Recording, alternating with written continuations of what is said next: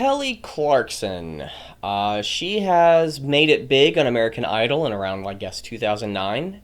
One really cool little tidbit that connects me with Kelly Clarkson is that we're both from the same hometown, Burleson, Texas. I think that's just a little cool thing. It has nothing to do with me and her. I have never met her. I don't know anybody that I think a family member knows a family member of her. But again, it's not like we can ask for anything. It's just more of like I don't think my family member has ever talked to that other family member. It's like a connection of a connection of a connection. But that's the moment that Kelly Clarkson made her own TV show, her own show. I thought it was an amazing thing. When it came out, I was very impressed with it. I was praising the fact that it actually happened, and I was hoping that her success continues to grow. I haven't heard of her within like the last 15 years of my life because I just didn't care. But when I heard that she was actually making her own show, the Kelly Clarkson Show, good, awesome.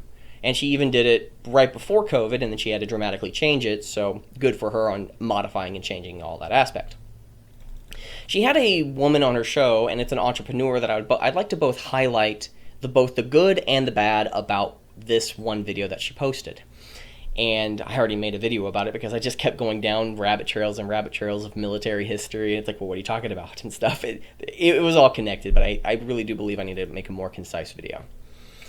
Barbershops are known to be primarily male spaces, like females usually create hair salons. But Leslie Bryant is ready to change that. After losing her job as a graphic designer, she enrolled in barber school and launched Lady Clipper Barbershop, an inclusive, all-female staffed barbershop in Washington, D.C. to keep business going during the pandemic. Leslie also started doing viral haircuts to help customers trim their hair. Kelly chats with Leslie's barbers and a loyal customer named David, whose art has been featured in the Lady Clipper shop. Kelly's friends at Hims and Hers surprised Leslie with a donation of $10,000 to keep her barbershop's doors open. That's an amazing thing. And I'd like to also note that Leslie, the creator of Lady Clipper Barbershop, she needs to be praised because of one quote down here, and hopefully, I could probably zoom in a little bit closer. After losing her job as a graphic designer, she enrolled in barbershop school and launched Lady Clipper Barbershop. That's awesome. She lost her job as a graphic designer and went in an entirely new industry, set up shop, created a business, and hired people. That's awesome and needs to be praised and pointed out. I'm going to criticize the rest of this video. I'm going to laugh at it, but her as an entrepreneur, this is something that needs to be practiced. This is the thing that I wish that they talked about for the full 10 minutes. I'll have the link down below. I highly recommend going and watching the entire thing in its full context. But Leslie, good job. You did a good thing. You were in a strife, you had some struggle, you changed what you were doing and found opportunity, and then you just rolled with it. It's like I don't think anybody let me rephrase that. I don't know the intention of some people, but if you were wanting to be a graphic designer and then you chose to go into creating a barbershop company, a business, and then hire people, I doubt that's where you wanted to be, but you found an opportunity to make it work. Good job. That's awesome. Anyways, let's get with the rest of this video and why I think this entire video that Kelly Clarkson posted is very troublesome. And I mean that in a very literal sense. The rhetoric that you use is almost, and what's being displayed here is almost the entire point. One, we get to see that Kelly, and the title of the video is called All Female Barbershop Puts Inclusivity First. First off, I have never, ever experienced immutable characteristics being the reason people were denied service. I've seen asshats act like asshats because of their behavior, and that's why they were denied service. I've seen a person act a fool, boom. I can't mention that. Oh, I've seen one person who was trying to get donations from people while we were while I was with family at a crab shack, I think it was a crab shack, And we were enjoying our time. We were celebrating, just for the sake of celebrating. I think we were there for a Christmas meal, but it was a very, small little gathering. It's like, yeah, let's go Crab Shack. Okay, we don't really go out. We don't really go out that often. I don't really see the family that often. This family out often, so we just did that. And I, so redneck. And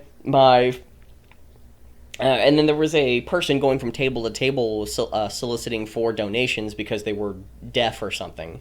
And the manager came over when they were at our table and asked them to leave politely, and there was no issue beyond that. But I've seen people denied service because of how they acted, not because of an immutable characteristic. I've never seen that. It's so weird. So anytime that the word inclusivity or diversity is ever put into a highlight, if this is a thing that you actually care about, I would actually challenge and say, no, you don't. I think you have a good intention. But when you use the word inclusivity, I've hung around people. I've had a life. I've been around a couple of decades, not just 2 decades. I've been around a lot longer than that, actually. I have never experienced that. I've been in the military. It's the most diverse place in the world. And guess what? A lot of people disagree with things. There were rivals. There were disagreements. It's like there were people that I couldn't be friends with just because we disagreed on stuff. Okay. But guess what? I've never experienced you're a man or you're a woman, and therefore bad or good, except for the people in the modern left. And liberals who allow that type of crap to happen. There are horrible people on the right, but I've never seen it to the degree on the left right now. I have been discriminated against specifically. Now, I sort of backtrack a little bit. I've been discriminated against online because I've had an argument with Twitter. On Twitter, I was having an argument with somebody. I was not making headway. And 30 minutes into this argument, we're going back and forth, and I'm like, what about this? What about this? What about this? And it's like, well, shut up. You don't even understand because of whatever. I was assuming it was some immutable characteristic that you have, and it's like, you're not a woman, so you don't understand. When I heard that, the moment, whatever that was, I don't remember the argument specifically, but I do remember how it turned out.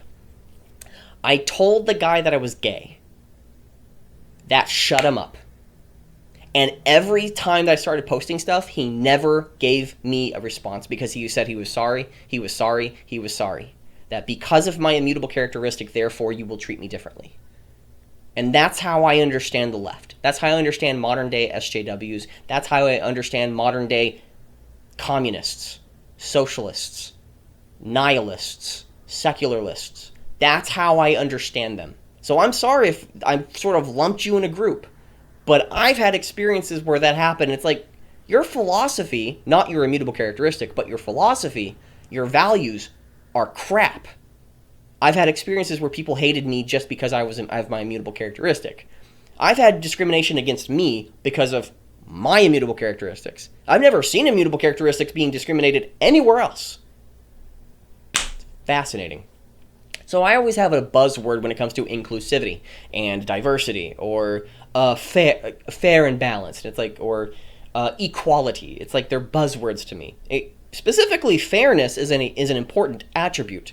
Fairness is more important than equality because fairness doesn't mean it's equal. If you worked 40 hours a week, I worked 20 hours a week. Okay, how much money have you received? More importantly, if you practice 40 hours a week on practicing guitar, and I practice 8 hours, guess what? You're more likely, as a 40-hour-a-week practicer on the guitar, you're going to have in the long run, you're probably going to be able to play a guitar like none other. You're going to be awesome at the guitar. Compared to me, if I only did 1 hour. So again, it's like that. What would be fair is if you got the opportunity. Or actually, what would be fair? That's one question that probably a lot of disagreement. Probably even shouldn't bring that up because that could probably open a bunch of worms that really would be hard to put back in a can. Why would you have worms in a can? Who knows? But one of the things that I find most hilarious about this entire video is that she has on the top right-hand corner, I think it was actually a lot easier to show right here, The woman on screen, Leslie, the awesome entrepreneur who did right with business practice, who is selling art that people display on her walls, and a contractual agreement where anybody can post their art on the walls, and when that happens, anybody can purchase the art on the walls. It's a community thing. If you come in, want to get a haircut, oh, I like that piece of art right there. Can I buy it? Yeah, bam. There's a sale right there. So she's doing multiple business practices, which should be praised. The thing is that she unironically has Kamala Harris on there, I'm assuming just because she's black and specifically because she's a woman, and she got the position with Joe Biden as vice presidency because Joe Biden specifically said that he needed a female of color. She was a quota, only got 1% of the Democratic convention. In 2018, I think, when they were trying to select a Democrat and they eventually got Joe Biden, Kamala Harris got 1% of the entire votes. So, no, I don't... Anybody who actually views her as an icon or a model, no, you're stupid. I'm sorry, but you're dumb. With that being said, is that they all talk about inclusivity and stuff, and why not have the entire video talking about the business practice that other people can be doing, rather than inclusivity? It's such a buzzword nowadays that anytime that somebody starts mentioning it, it's like, oh, a circle jerk in which I can come to the conversation, get part of the circle jerk, say that I'm inclusive as well, and then I feel happy, and all of us are happy, but, you know, if you really wanted to pry in, what are your actual beliefs and philosophies? Why do you have Kamala Harris right there? Did you know she's a very horrible human being who actually, as a prosecutor, kept prisoners in jail longer so they could have cheaper work? Anybody who it's oh my gosh, but she's a woman, so yay, feminism. Oh man, I've been scarred with those words: inclusivity, diversity, openness. It's like, what do you mean by that? They're buzzwords that make you feel good that have no meaning. It's like, yes, but inclusivity. Okay, just just to make certain, I've never been in a place where people said no just because of a menial characteristic. I've heard lots of people say no because of how they acted, or maybe their values were wrong, or disagreement. Let me just go with that, or a disagreement upon values. But I've never seen anybody in my entire life where it's like, you're a woman. What? I've had conversations with men. I've definitely had conversations with men who believe that, well, you're a woman, so I don't understand why you're not in the kitchen. And that's a very simplified way of the conversation, how they went. But okay, but I don't think I've ever seen somebody say, well, no, you can't get the job because you're a woman. They might have some expectation that because you're a woman, I don't understand why you have the job. They may be dumbfounded, but I've never seen somebody said, no, you're not going to be part of the conversation. No, you're not going to be part of this. No, we're not going to allow you. You're not going to come into the side of this business. Kelly Clarkson has done something that I think everybody at the very top probably needs to do, and anybody who's in the main quote unquote culture must do. You have to put your foot within the quote unquote woke ideology. You have to dip your toe in, or if anything, take the plunge and say, hi everybody, I'm for inclusivity. I'm for diversity. Okay. What does that have anything to do with the content of the, like, is that your values? If those are your values, I just want to make certain that, do you have any other substance other than some surface level shit? Like, I love it when people are together. Good. It's a good thing to have. Now that we're done with that, what are we talking about? It's like, for me, I love to play video games. I love to play specifically board games, well, any video game as well, when everybody is on the same side and we're all fighting against something, all fighting a big bad boss, we're all fighting against the world, we're all fighting against, there's a game literally called Pandemic. It's a phenomenal board game. I highly recommend it. It's everybody versus the board. The board is trying to outbreak viruses, and you're trying to go around and cure and treat them and find cures, treat them, and eradicate the disease before you become overwhelmed and everybody dies, pretty much. And I love the game because it's everybody versus the board, and everybody has an input. Even though there might be like a 90-10, one person might have all the plans, I've been very surprised with some of the ideas that usually I don't play with. So they come up with an idea of like, oh, no, that's right. No, go with that, go with that, go with that. And again, it isn't inclusive. It's inclusive. It is. It's a very important part. Just because inclusivity is what matters, relationship is what matters. I don't understand it being the thing that you have at the very first. Like, guys, diversity. Guys, it's Black History Month. That's weird that you would have an entire month specifically for a particular, let's just say, race of people. But if I start talking about White History Month, oh, that's every other part of the month. So it's a good thing? It's a good thing to... Wait, what do you mean every other part of the month?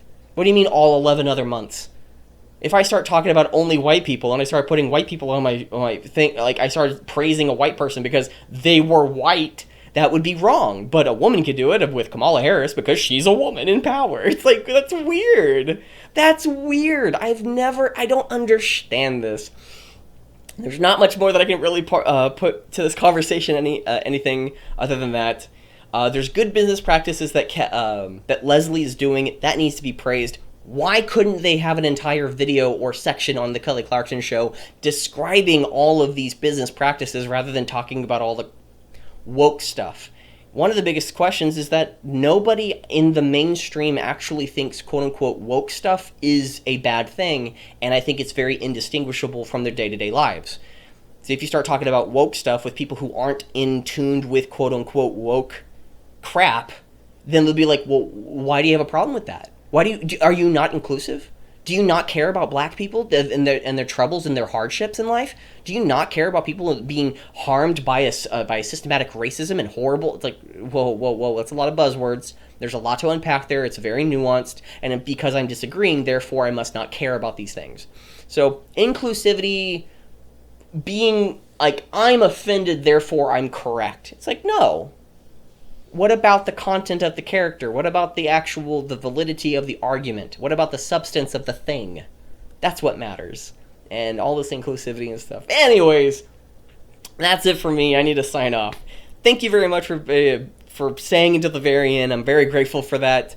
And there's one thing that Jeremy from Geeks and Gamers said that really played in the back of my head that I'm trying to keep as a primary value. Somebody out there gives a damn about what I have to say. It doesn't matter if it's 100 people or 10 people or 2 people. If one person out there gives a damn about what I have to say and likes it, dude, that's everything.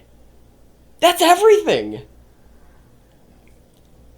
It's awesome. Like, I don't know. There's nothing. I don't know. That's awesome. There's not much more that I can say to that. There's nothing else I can say to that. It's an awesome feeling. And I'm very grateful for everybody for you staying until the very end and listening to this. It's meaningful to me. It really is. And please post your comments, questions, and concerns right down below. It helps the YouTube algorithm. It lets me know what you're thinking and where I may need to take the next video, or what the sentiment is and where you would like things to go. Also, hit that like and subscribe button because that would greatly help the channel out, and it would give you more content later on using the YouTube algorithm. Most importantly, I hope you enjoy the rest of your day, and I'll see you next time.